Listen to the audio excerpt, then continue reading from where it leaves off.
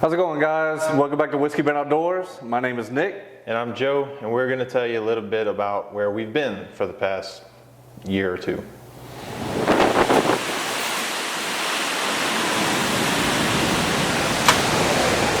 We're seeing one of the top 3 hurricanes since the 1850s hitting southeast Louisiana. If you can leave, leave. Problem is, it is blowing for hours like this, and it's unsustainable. I want to reiterate, the storm surge that we are expecting is unsurvivable. It is an unsurvivable storm surge that we are expecting, and this storm is not supposed to pass through quickly. My dad said to me the landscape of Terrebonne Parish will forever be changed by this storm. When the next day came, we realized just how true that was. We cleaned up and helped our neighbors out without running water or power for weeks. Then we brought back our homes and our communities. We built up our families, and now we're back. There we go. Fish on.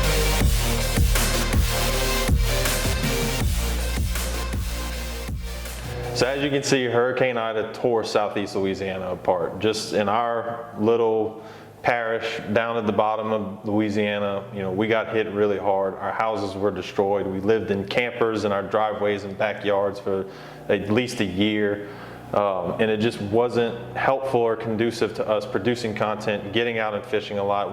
We had other things to worry about. Nick had a baby, so that threw a wrench into everything else, and in the best possible way, obviously. Right. But we decided that 2023, our houses are back together. We're kind of getting back to normal. That we wanted to make a new start and fish a tournament that we've never fished before. So looking through everything, we decided to start fishing Bass Champs. And if you're not familiar with Bass Champs is one of the biggest team tournament trails in the whole country. The tournament trail is based out of Texas, and from our house down here in South Louisiana, we chose to fish the eastern region of Texas for Bass Champs, which goes back and forth between Sam Rayburn and Toledo Bend. Toledo Bend is 4 to 4.5 hours from here. Sam Rayburn's 5 to 5.5. I have experience fishing on Toledo Bend. I've fished Toledo Bend almost my whole adult life of fishing, and we have no experience on Sam Rayburn whatsoever. No. All right, so going into this year, we were super excited for these tournaments. The first tournament of the year being on Sam Rayburn, very first time either one of us ever fished the lake. We had a decent practice, I believe, that first tournament, but the tournament day was freezing cold and raining all day long, and we got no footage of the tournament, so we were unable to make a video for that. Second tournament was in February on Toledo Bend. Due to other obligations, we actually had to miss that tournament and couldn't even partake in the event. So this video here is actually going to be of the third tournament, the second one on Sam Rayburn. Going into this third tournament, I went out to Sam Rayburn the weekend prior to the tournament, after that 5-day off limits window the weekend before. Joe wasn't able to make it, so me and my grandpa took a trip out to Rayburn to try to scout a little bit and see if we could find some fish. And it actually ended up being one of my best days of fishing that I could remember in a very long time. We were catching fish left and right, and for the first time ever in my life, even practicing for a tournament, was my first time ever shaking fish off and not catching them because we were getting that many bites. And what we were doing for practice was I would just pull up into these spawning flats in the back of creeks, because the water temperature was in the mid-60s the weekend before the tournament. I would pull up into these flats, I would put my Raptors down, and I would scan really slowly across the flat with my live scope, which was actually the very first time I was ever even on the water with my live scope, because me and Joe had just put it in 24 hours before that day. Literally the night before we rolled out to go to Rayburn, we had just hooked up the live scope. So anyway, I'd put my Raptors down about 5 to 6 feet of water on these flats in the grass. I'd just pan real slow until I saw fish, and they were biting like crazy. We were catching them Texas rig, soft plastic, weightless flukes, everything. Found a few fish on beds that I had marked, and it was just non-stop fish catching. It was an absolute blast, and that's what you're about to watch right here. Ooh, missed one. Really? Jerked to it too soon. As soon as I felt the tap.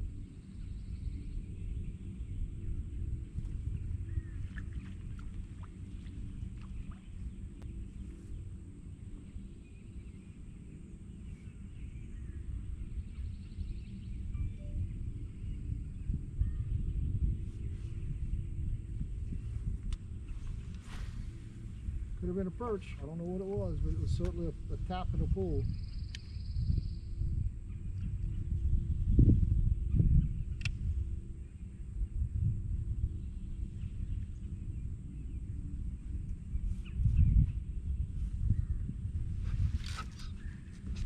Oh my God, I live scoped it.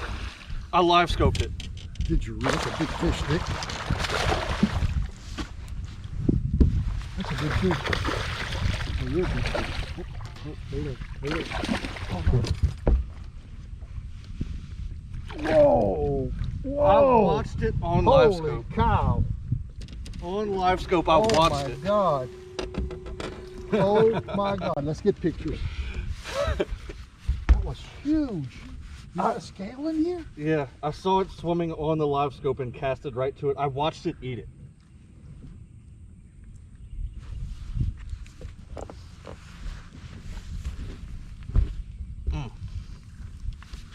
Hold on.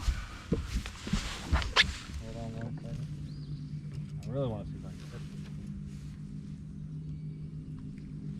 it. Just where I can at least see how big it is, get an idea. It follows it every time.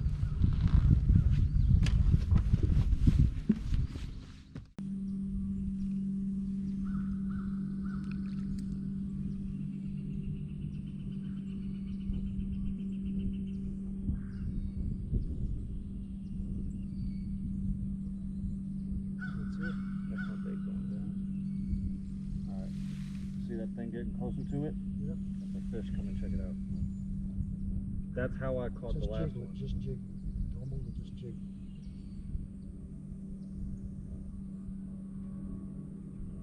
Look, you see it? Yep. He wants it. He jumped up at it. Okay, this is crazy. Look at it. There he I goes. see him swim. He got it. He got it. Yep. Okay, that's not fair. It's not fair. It's not fair. That's what the big one looked like. It saw how it went straight up and down at it.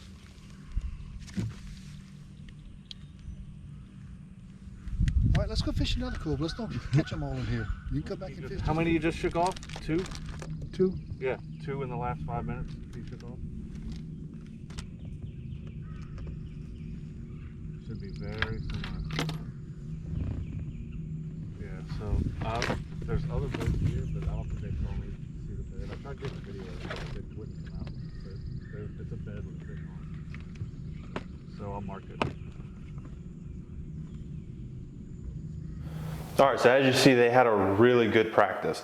They were finding those fish shallow, and then we go into the week of the tournament. Now, the week of the tournament, we're watching the weather closely because the weather they had on the Saturday and Sunday, you know, water temperatures in the mid 60s, warm air temperatures. Well, the week of the tournament on the Wednesday, we get a cold front, and the cold front pushes through. Tournament's on Saturday, so we're a couple days post cold front, high pressure system sitting over East Texas, bright blue skies, and it just changed everything. The water temperature dropped 5 or maybe 6 degrees in certain places. Early in the morning, it was about 10 degrees colder. It was about mid-50s when we launched, I believe. It was a crazy water temperature change from the weekend before. So going into it, we went back to those shallow flats that they had found, and we just couldn't find the fish. They weren't there. That cold front really changed a lot. That you'll see in the tournament video, the fish that we did catch, I mean, they were mostly on spinning rods, just throwing a wacky worm or a weightless swim bait. We just didn't find the same quality of fish that they found for the practice. So you're about to see it in the tournament video.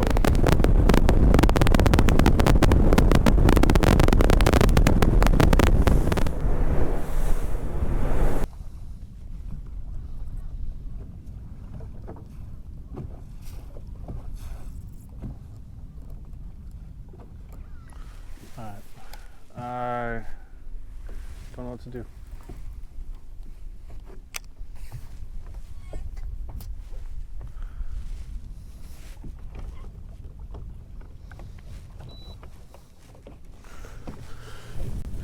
All right, we need to make a decision.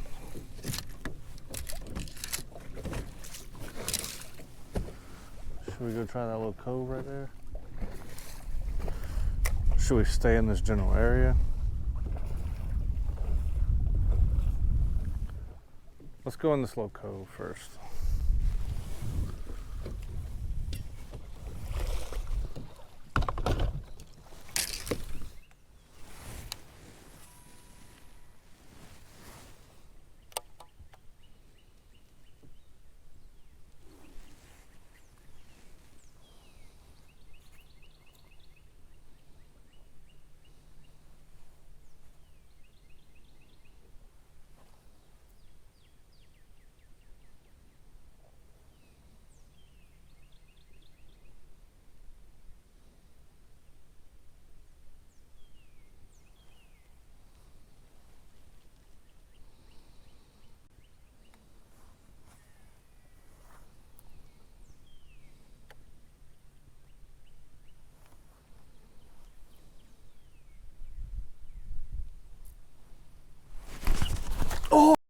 You.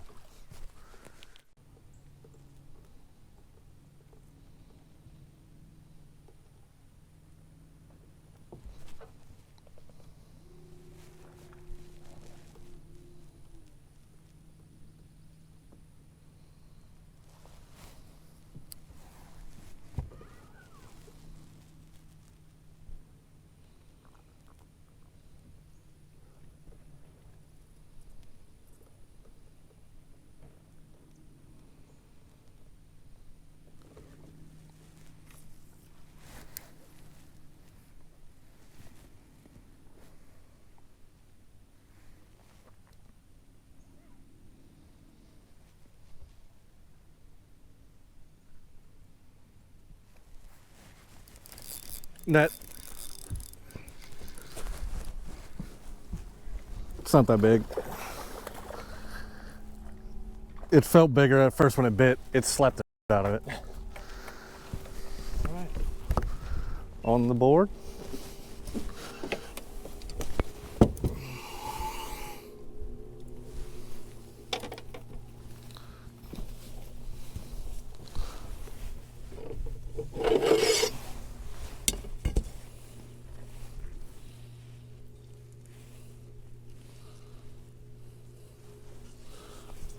Okay, dude.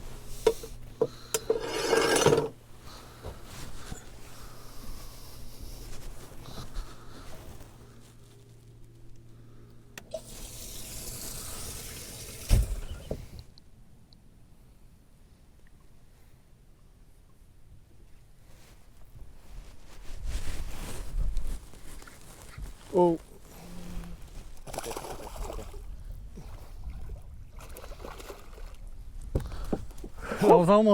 That was almost a mess. Yeah. What was that one on? Weedless. Ooh, nice, nice change up. Weedless. Yeah, Weedless. but nice change of pace.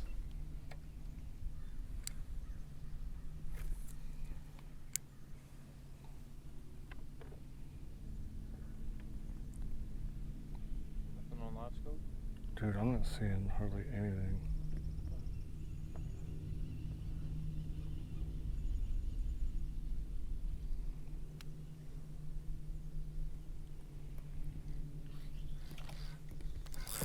Wow. I didn't even feel that bite. I was just going to reel in.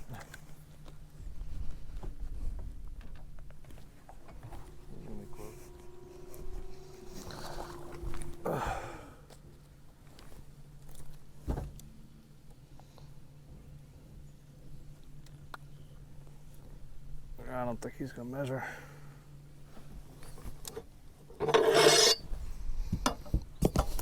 Well, it's not gonna matter if I can't keep him. No. Oh yeah. Yeah.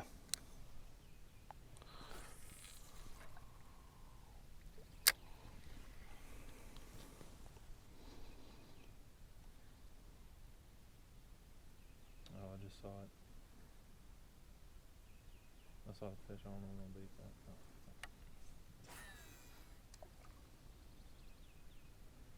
It's on top of my bait.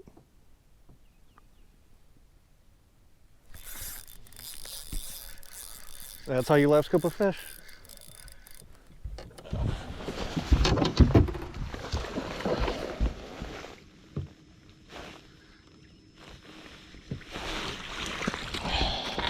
What, dude? That's how life scope works.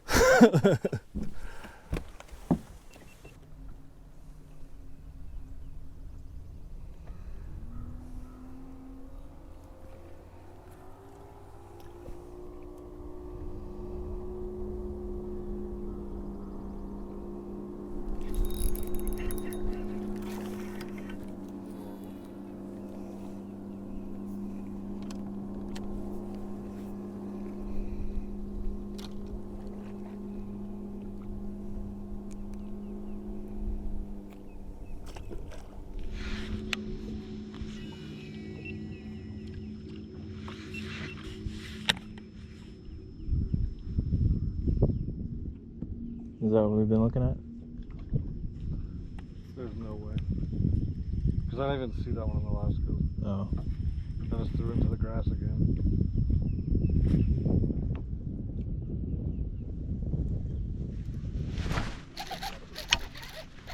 Is it actually? Yep, that's a fish this time. That's all right. And it's a suckily. Oh my god. What? That's a big. That's the dude. That is the biggest suckily I've ever caught. Oh my god. That's crazy. All right, so as you can see, kind of a tough tournament. We didn't get our 5 fish limit, but we did not come in last. Hey, that's all you can ask for. We actually finished kind of middle of the pack, and even for the people that didn't weigh in a full limit of fish, we still didn't come in last. So, you know, look, for our second real tournament on that lake, on a lake that we've only fished, you know, less than a handful of times, I'm not that mad about it. It was tough. It was tougher conditions. And what we're thinking is when that cold front came through, it pushed those fish off onto those secondary points in kind of like a pre-spawn stage. But, you know, I don't think we just had the right idea that morning. Yeah, I think the number one regret that I have post-tournament, being that I was actually there on the lake the weekend prior practicing and scouting, is when I started catching those fish, I got so tunnel visioned on the fish I was catching that I did not have a backup plan. Whenever push came to shove and I realized we were not catching fish, I kind of had that, you know, like, I screwed up moment. I don't know a backup place to go. I don't have any deep spots graphed to go try to catch some fish out deep. And on only a one-day tournament, I don't want to go exploring and graphing and trying to find new spots on a lake that I am not super familiar with. Yeah, you're wasting valuable tournament time at that point to go and try and find something else. And even the spots that we did know of, we fished them hard. I mean, we fished those spots all day long in every little nook and cranny and branch and laydown that we found. I mean, we tried everything. And I caught the biggest sockeye of my life on a swim bait, you know, trying to catch these bass. And it just, you know, like you said, I think knowing what we know now, especially for tournament fishing and any kind of fishing, you know, when you get into it and something isn't right or the weather changes, have that backup plan, have that plan B to go somewhere else, and even have a plan C, D, and E, you know, just have other avenues to go in and find these fish and you know. It's a different level of confidence when you're very familiar with the body of water. Right. Like back home, down here, you know, if I'm fishing a tournament and I'm not catching them, I've got 15 different spots already doing in the back of my head. If I don't catch them here, I'm going here. If I don't catch them there, I'm going here. Right. When we did not catch them for the tournament, I was stumped. I'm like, I've got nothing. I've got nowhere else to go. Yeah, so it was definitely a learning experience, and I'm excited to go back out to Rayburn, even not on the tournament circuit. Oh, it's one of my new favorite lakes already. Just to go spend the weekend out there to try and explore more when you're not under a time restraint. So, you know, moving forward, we got one more with Bass Champs that's back on Toledo Bend, so an area Nick's a little bit more familiar with.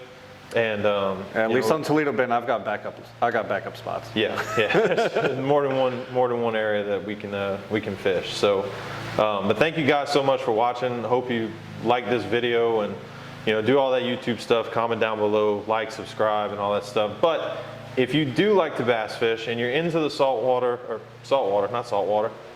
water bite, There you go. especially coming up on summertime, go check out Toad Thumper frogs. Now, Toad Thumper frogs, for all you Whiskey Myers fans, are actually created by the lead singer of Whiskey Myers. It's his company, and we have a promo code for you.